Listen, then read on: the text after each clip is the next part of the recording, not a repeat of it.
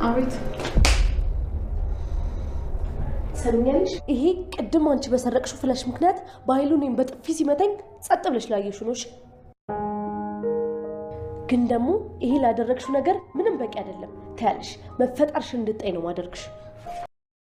በኃይሉ ዳግም ፍላሹን ወስዶት እንደነበረና ለብሌን መልሶ እንደሰጣት አወቀ።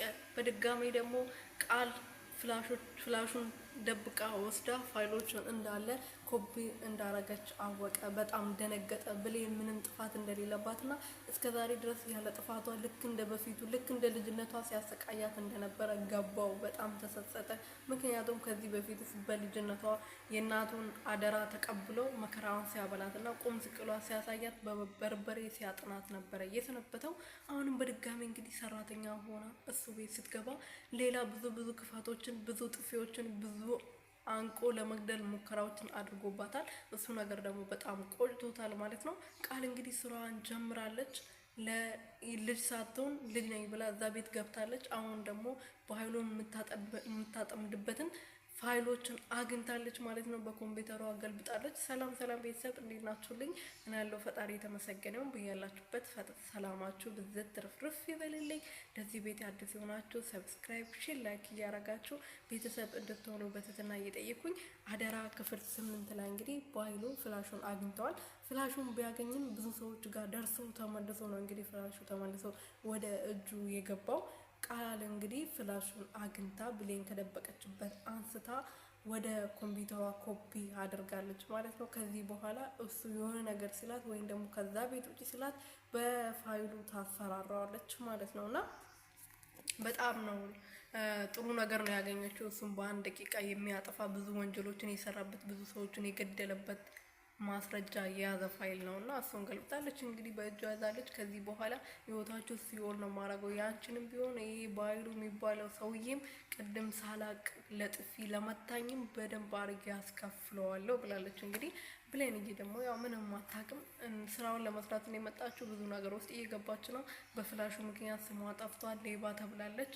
ለወይዘሮ ገነት ቃል ወይዘሮ ገነት ደውላ ነበር በቃል ስልኳን አንስታ የኛ ሰራተኛ ናት፣ በዛሬ ደግሞ እናቴ የካንሰር ታማሚ ናት ብላ በየጊዜው ከኛ ብር ትቀበላለች። በድጋሚ ደግሞ ዛሬ ጎረምሳ ሰብስባ አምጥታ የቤቱን ዕቃ ልክ ጭና ልትወጣ ስትል ነበር እኔ የደረስኩባት። እናቴ ታማሚ ናት እባክሽ ለእናቴ ብዬ ነው ብላ ስትማጸነኝ ነው የተኳት በማለት ያልሆነና ብሌን ያላረገችው ነገር ለእናቷ ለአሳዳጊዋ ተናግራለች ማለት ነው። ወይዘሮ ገነትም ወደ ቤት ስትገባ እንዳንቺ አይነት ልጅ የለኝም፣ እንዳንቺ አይነት በእናቷ የምትለምን ለእናቱ ሳትታመም ታማለች ብለሽ በእኔ እንደምትለምኝ ሰምቻለሁ። ከዚህ በኋላ እንዳንቺ አይነት የምትባል ልጅ የለኝም በማለት በጣም ነበር ያስቀየመቻት። እኔ እንደዛ አላልኩም። በአንቺም ምን አይነት ልጅ ቢሆን አንቺ እኔን አታውቂም ወይ? እንዴት እንደዚህ ታረጊያለሽ? ብሌን እንደዚህ በእኔ ትለምናለች ብለሽ እንዴት ታስቢያለሽ? በማለት እየተናደደች እየተከፋች እያለቀሰች እያለ ያ ልጁ ደውሎ እንግዲህ እናትሽ አልሞተችም፣ ወይዘሮ ሰላም አልሞተችም፣ በህይወት አለች። ገነት አውቃ ነው የዋሸችሽ።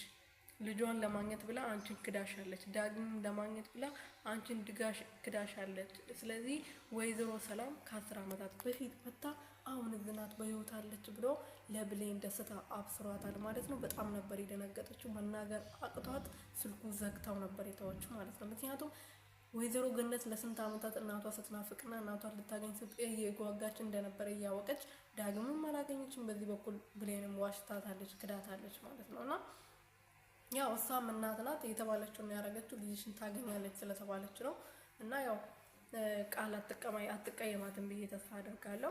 ለማንኛውም ቤተሰብ አብረን የምናይ ይሆናል። ልጁ በደንብ ስራውን እየሰራ ነው ማለት ነው። ስሙን ማወቅ አለብኝ የምር ማለት ነው። እስካሁን ድረስ ስሙን አላወቅኩም። ማንም ሲጠራው አልሰማውም ማለት ነውና ለማንኛውም ቤተሰቦች እያብራችሁን ቆዩ።